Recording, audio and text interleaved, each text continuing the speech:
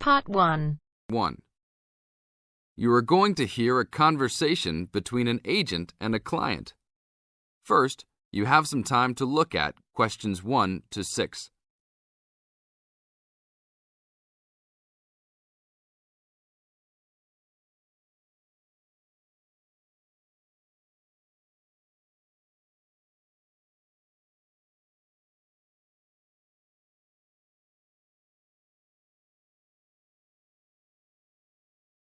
Now listen to the tape and answer the questions. Hello? Hi, good morning. Are you open yet? Yes, we are. Come in. Would you like to rent an apartment in the city? Well, kind of. I'd rather rent one near the harbor if possible. Oh, okay. Do you like the water? Yes, I do, but I actually repair sailboats for a living, so I'd like to be close to work. That's understandable. We all want to live close to work. Well, I think I have something near there. How many rooms would you like? Just one. I'm alone. But I would like to have an extra room for my dog. So you'd like 2 rooms and an apartment that accepts animals. Here's one. It's 1 block up from the harbor and renting for $445. How's that? That's perfect. Just what I was hoping to pay. What floor is it on? Floor? Oh, it's on the 12th floor. That's too high. I'd like to be on the 1st or 2nd floor so that I don't have to use the elevator. My dog, he's scared of them. Oh, well then, that's a little more complicated. Let me make a few calls. Okay, I think I found a couple more for you. Here's one that might suit your needs. How much? $395 a month. That's cheap. But it's only a 1-bedroom, a large one, but it's still just 1 room. Oh, well, regardless of whether the room is small, I still need a separate room for my dog. What else do you have? Then I have a 2-bedroom for $565 on the 2nd floor that is a little further away from the harbor. How far? About a half mile, and they accept pets. That's a little more than I had planned on paying, but I guess I could look at it. What's the address? 224 Williams Avenue, Harbor Square. 224 Williams Avenue. Got it.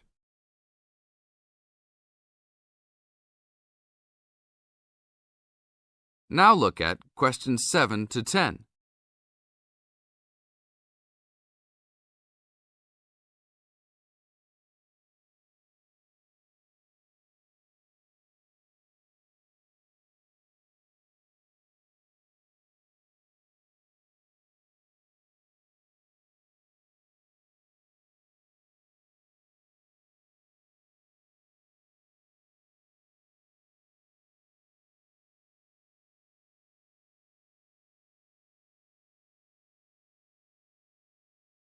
As the talk continues, answer questions 7 to 10. What else is included? Let's see, it has a washer and dryer, refrigerator and stove, a bed, dressers and shelves, and access to a swimming pool, game room, and gym. Ooh, I'll definitely take a look. Hi, how did you like it? It's great. I love the amenities, but the bed and furniture are awfully dirty. Can they replace those before I move in? Sure, that shouldn't be a problem. Anything else? Yeah, I didn't see anywhere to park my car. Is there a parking lot in the basement? Yes, there is. Would you like to rent a space? No, I'd like that to be included in the rent. Oh, well, I'll see what I can do, but I can't guarantee that. Do you want to take it anyhow? If those 2 issues were solved, I would love to take it. That is the end of Part 1. You now have half a minute to check your answers.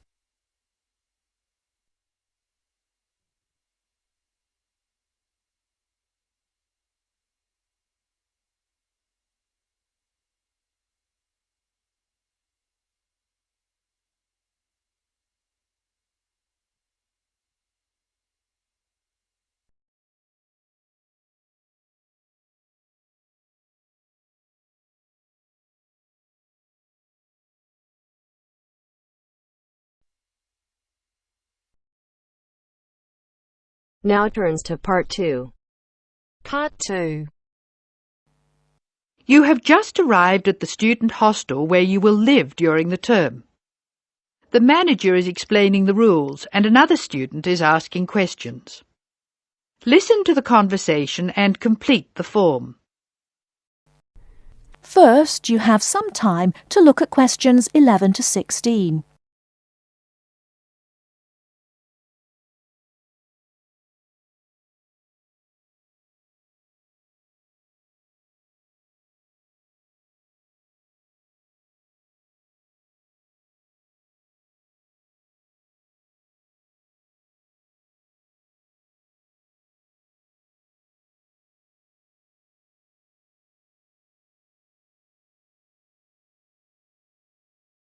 Now, listen carefully and answer questions 11 to 16.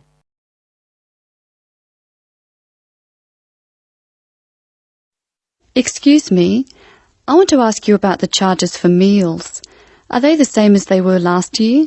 No, I'm afraid they're not. We've managed to keep most of them the same, but we've had to increase the charge for breakfast. How much is it now? It's $2.50. It used to be $2. I see. What about lunch? It's unchanged, still $3. Does dinner still cost $3? Yes, it does. We've managed to keep the prices down this year, but the best deal is the 3-meal plan for $48 per week. We give you vouchers to present when you come into the cafeteria, and you get 21 meals for your $48. That works out to a little more than $2 a meal. The 2-meal plan is also at last year's rates of $36 per week. We give you vouchers for that too. My sister was in this hostel before me. I'm sure the hours for breakfast used to be longer. Yes, they were. They used to be 7 to 9:30, but to keep our expenses down, we made them 7 to 9. Lunch is the way it was, though. Hold on. Dinner, 6 to 7:30. Isn't that a change? Yes, it is, and in fact the form is wrong. It used to be 5:30 to 7:30, but now it's 6 to 8 p.m. 6 to 8 p.m. That's good. So, which plan would you like? I'd like to think about it, please. I need to check my lecture schedule. Before you hear the rest of the talk, you have some time to look at questions 17 to 20.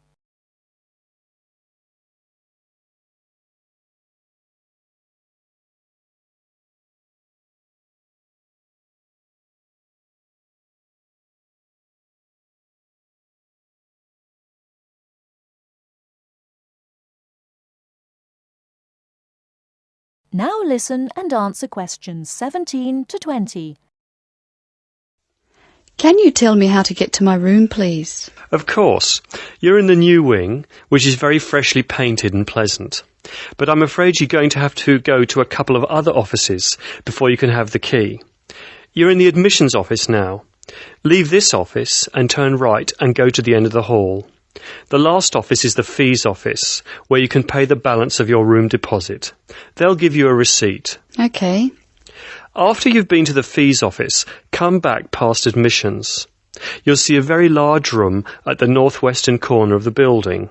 You can't miss it. That's the student lounge, and if you go in there, you can meet some of the other students and see who'll have a room near you. That's good. Can I get a cup of coffee there? Yes, there's a vending machine in the corner. Then go to the key room, which is opposite the lift and next to the library. Show them your receipt, and you can pick up your key there. My luggage was sent on ahead. Do you know where I should collect it? The box room is next to the women's toilet. You'll have to get the key from the key room. Thank you. That is the end of Part 2. You now have half a minute to check your answers.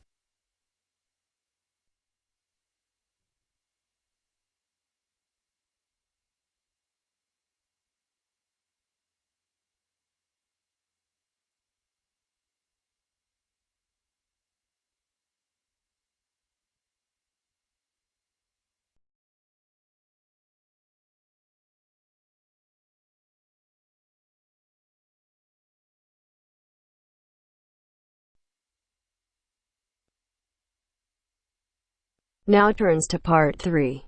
Part 3.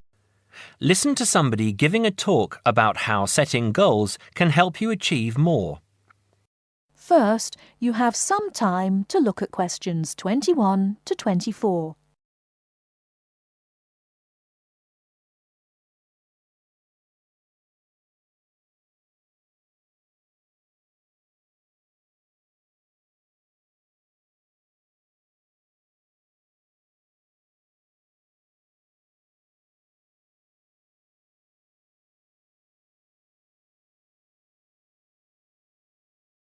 Now, listen carefully and answer questions 21 to 24. Good evening, everyone. It's good to see that so many people managed to make it. An achievement in itself when I'm sure you're all so busy. This evening, I'm going to talk with you about setting goals and how setting goals can help you understand what you really want to achieve.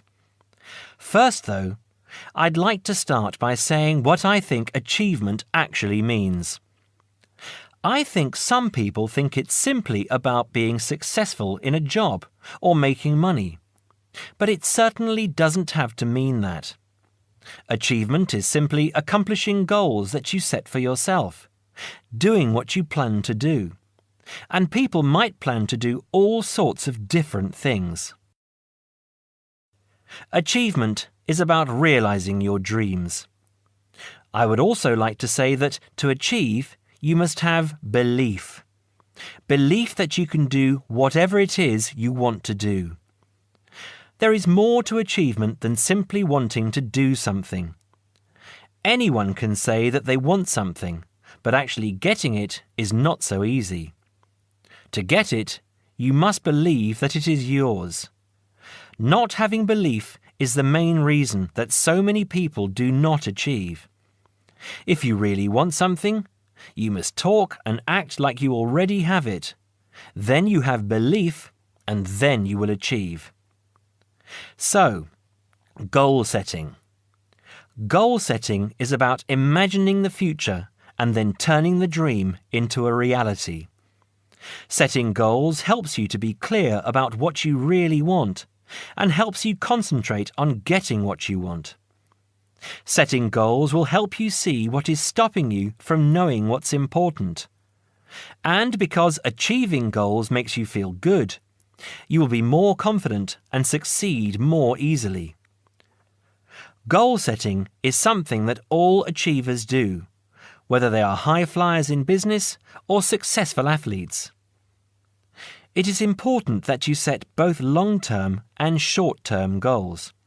First, you need to have an idea of what you want from life. I call this the big picture. Then you break this down into a number of smaller goals that you need to achieve in order to achieve the overall goal. As I say, the first step is to see the big picture. Think about what you want in the next 15 or 20 years. Doing this will influence all the smaller goals that you set yourself. Before you hear the rest of the talk, you have some time to look at questions 25 to 30.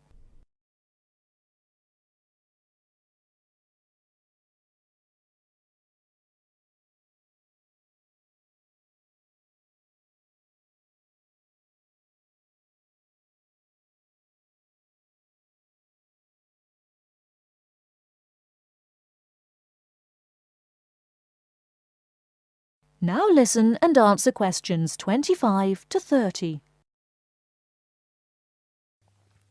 You need to think carefully about different areas of your life and how they influence each other.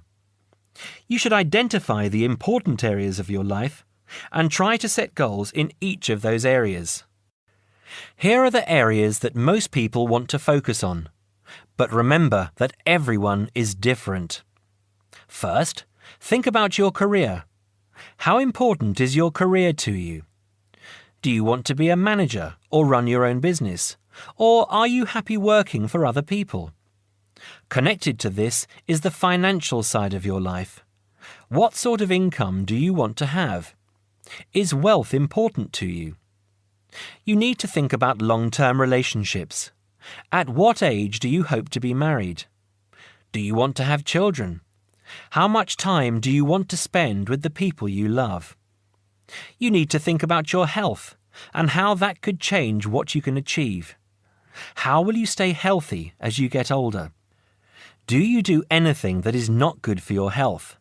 And how will you try to do those things less or stop doing them completely? Finally, you need to think about your free time, your hobbies and interests. How much time do you want to have to do what you really enjoy? It is difficult to achieve goals in one area if you feel that you don't have the time to do the things that really make you happy. Now, when you have this overall picture, try to set yourself one goal for each area. Make sure the goals are what you really want and not what you think other people want from you. Of course, in life, it is important to make the people around you happy, but you must focus on what you want. Now, I will go on to talk about how to break your lifetime plan down into short-term goals. But first, does anyone have any questions about what I've said so far?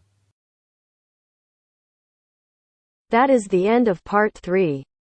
You now have half a minute to check your answers.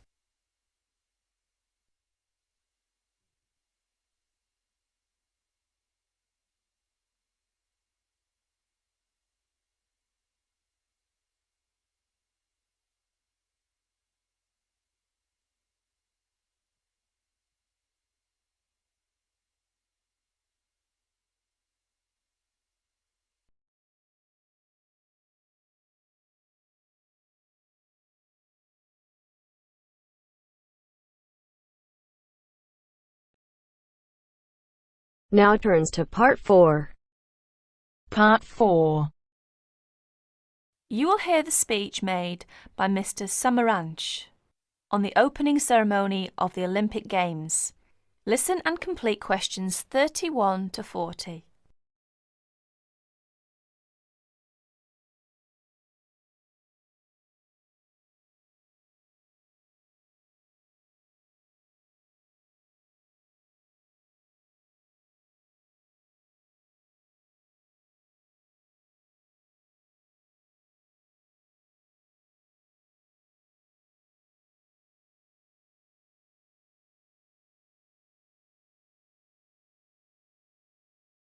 Here is the President of the International Committee, Mr. Samaranch's speech at the opening ceremony of the 26th Olympic Games. I'll read it for you.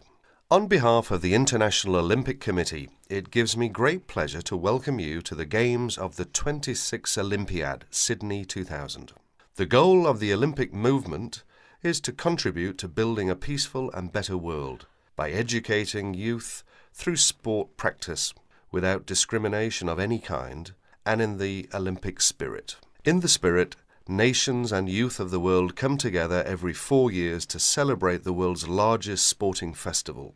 SOCOG has organized these sporting competitions in consultation with the international federations, responsible for each sport. This is through nomination of technical officials, specification of technical requirements, and the cooperation with IOC and SOCOG on venue and other preparations. We thank each international federation for their vital efforts in the preparation of these Millennium Games. The Sydney 2000 Olympic Games is also the centenary of women's participation. With a record number of events and disciplines for women at the Games, the Olympic movement continues to recognise and support the vital role of women in sport. As we embark on a new millennium, it is the Olympic Games that will continue to unite the world and celebrate humanity.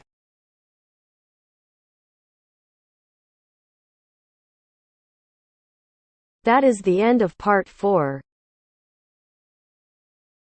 You now have half a minute to check your answers. I